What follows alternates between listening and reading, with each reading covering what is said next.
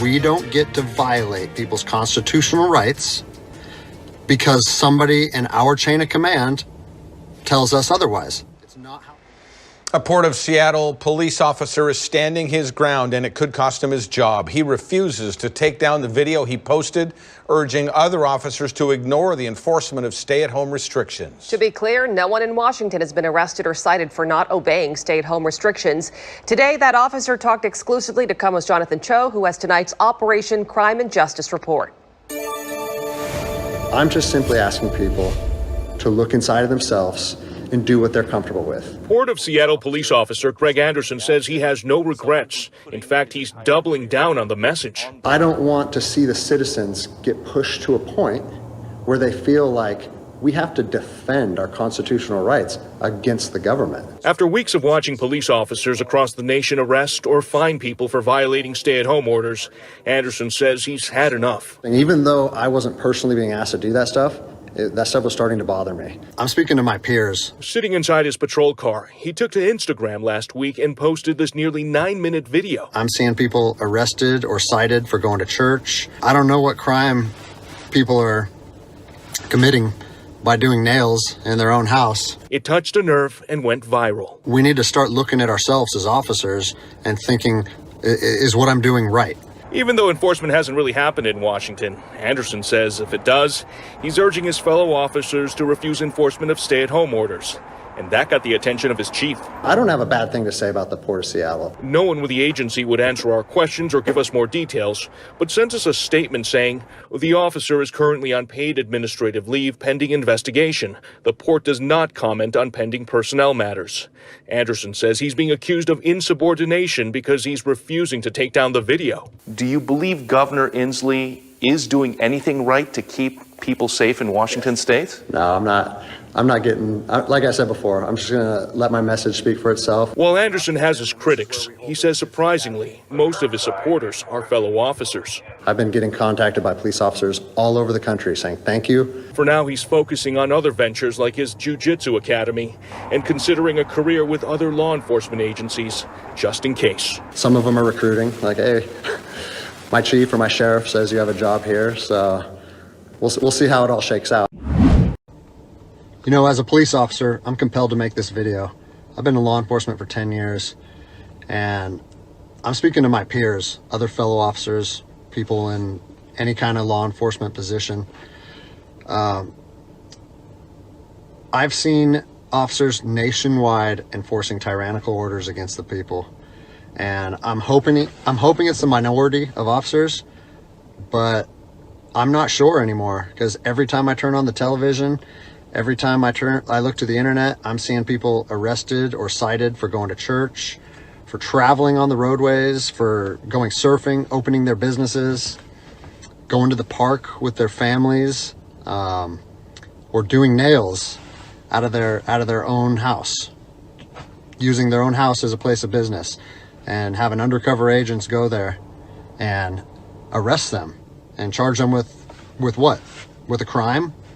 I don't know what crime people are committing by doing nails in their own house, but we're seeing this more and more and more, and we need to start looking at ourselves as officers and thinking, is what I'm doing right? Now, I want to remind you that regardless of where you stand on the coronavirus, we don't have the authority to do those things to people just because a mayor or a governor tells you otherwise. I don't care if it's your sergeant or your chief of police. We don't get to violate people's constitutional rights because somebody in our chain of command tells us otherwise. It's not how this country works. Those are de facto arrests. You know, we're violating people's rights and taking money from them, or even worse, arresting them and depriving them of their freedom when they are exercising their constitutional rights. So let's talk about that. Let's read something right here off of the Declaration of Independence. All men are created equal. Among these, we have the right to life, liberty, and the pursuit of happiness. that to secure these rights, governments are instituted among men, deriving their power from the consent of the governed, meaning our power and any government official's power is derived from the people. Okay? We don't hold power over our citizens. It's contradictory to everything that our country stands for. And this is what I'm seeing. First Amendment rights, telling people they can't go to church, freedom of religion. Okay? Telling people they can't protest, freedom of assembly. Fourth Amendment violations, illegal traffic stops to check for papers. What are you, the Gestapo? Is this 1930s Nazi Germany? You don't get to stop people unless you have reasonable suspicion or probable cause that they have committed a crime. And I know people that have personally been stopped saying, we want to see papers showing that you're essential. David 2, copy a phone call. That is not how our job works, okay? What really has been pissing me off lately is the fact that these officers that are going out here and enforcing these tyrannical orders, what they're doing is they're making my job and my safety, or they're putting my job and my safety at risk. Because what you're doing is you're widening the gap between public trust and law enforcement officers. And what that's going to do is it's going to, I mean, look at what's happened to law enforcement in the last 10 years. Less and less public trust, and more often than not, that is a result of isolated incidents that get blown out of proportion. Well, they're not isolated anymore. They're happening every single day.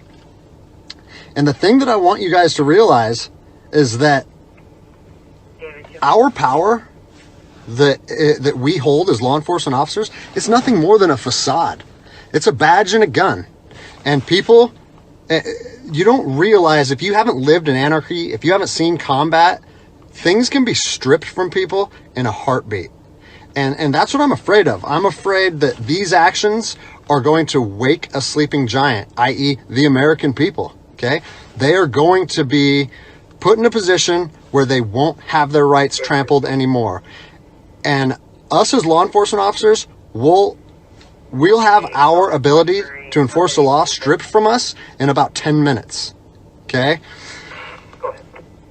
I think what is going to happen if this continues is we're going to see bloodshed in the streets. Okay? I don't want to see bloodshed in the streets on either side of this coin. I don't want to see fellow officers get injured or killed, and I certainly don't want to see citizens get injured or killed.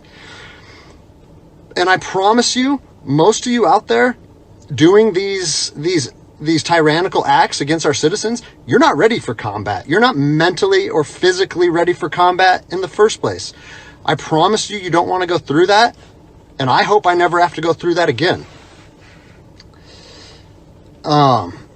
You know, you don't get to just say, well, I'm doing this because I was told to do so, or I'm following orders, or I need to keep this job.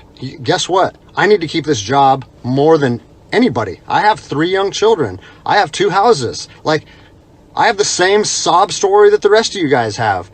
But my personal choices and my living arrangements, no matter what they are, don't allow me to trample on people's rights. And I don't understand why that concept is so hard for people to understand.